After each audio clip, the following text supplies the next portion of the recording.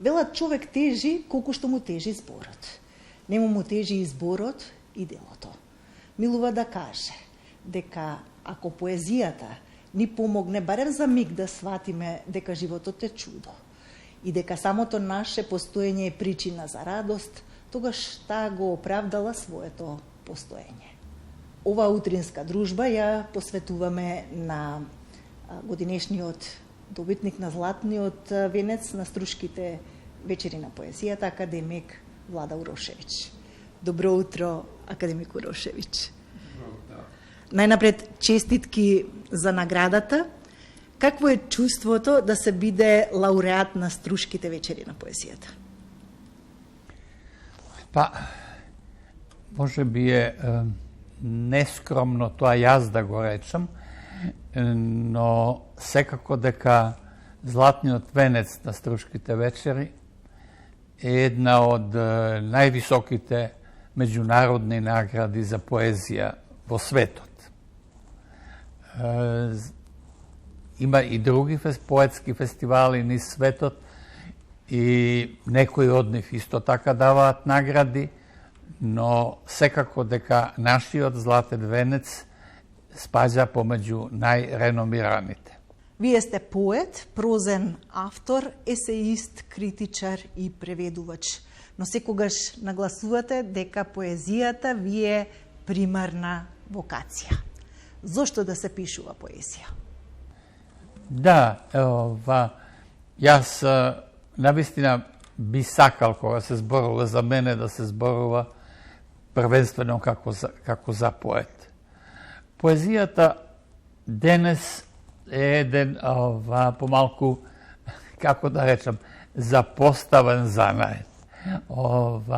Поетот веќе не е она што некогаш бил, поезијата сигурно веќе не е она што некогаш била. И поетот и поезијата во минатото значеле многу повеќе. Денес се секако потиснати од другите медиуми, од другите видови духовни преокупации, може би се ставени малку настрана, но секако дека јас мислам дека поезијата останува на некој неискажлив начин значајна за светот. Има ли поезијата моќ да го промени светот? Поезијата може би никогаш не можела да прави да има големо влијание во она што се случува во светот. Поезијата не може да спречи ни една војна, поезијата не може да ја запре реката бегалци, не може да им се спротивстави на оние промени што денес се случуваат околу нас.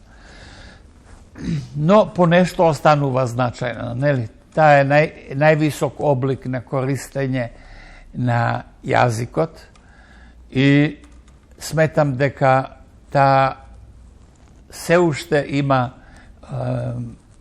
многу значење за како духовна храна на оние што ја читаат.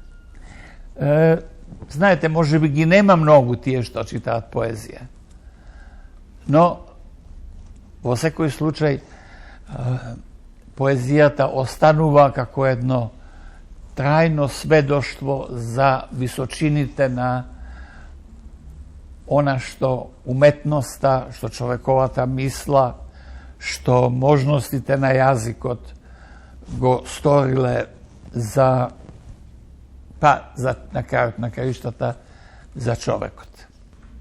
Што според вас треба да се каже во една песна? Песната треба да биде еден дел од нашето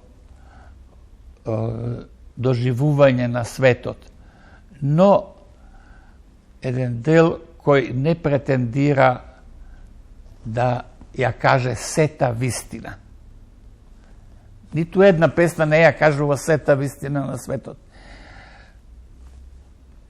Може би, колку што ќе земете помал детај, колку што ќе земете потесен агол, имате повеќе шанса да напишете добра песна, нели?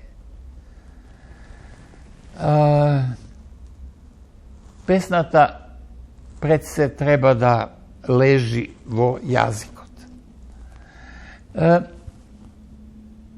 Не сме поетот да појде од мисла, нели? Особено не од некаква длабока мисла која ќе ги опфати сите основни нешта што постојат денес околу нас. Тоа е само илузија, нели? Песната ги решава проблемите на песната. Таа е дел од животот на еден јазик и доволно е да придонесе кон само една нова изразна можност на тој јазик, па да ја исполни својата улога. Како успевате да се дистанцирате од случувањата во реалноста и да создавате светска, а наша поезија и проза? И поетот живее во реалниот свет. Макар што велат дека живее во облаци, дели? Не, поетот одговара понекогаш и на прашањата на епохата, знаете, но на еден индиректен начин. Ако премногу се заплетка во актуелната политика, во дневните проблеми, во она што е ситуација на денот, мислам дека попаѓа во опасност да создава ефемерни дела кои нема долго да траат. Колку личните искуства со читање ви отвараат нови хоризонти, ви создаваат нови инспирации?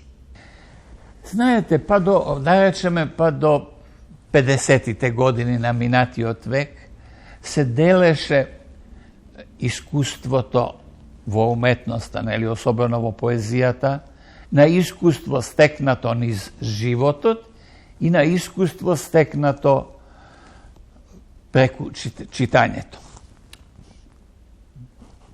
Денес, нели, во времењата по она што се вика постмодернизам, јасно е дека тие два вида искуства се рамноправни.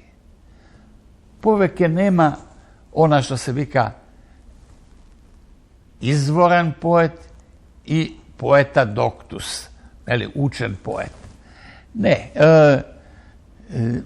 денес тие две искуства се јасно се слејуваат едно во друго и представуваат база врз основа на која поетот ги создава своите дела. Сигурно е дека нема поет кој не чита други поети.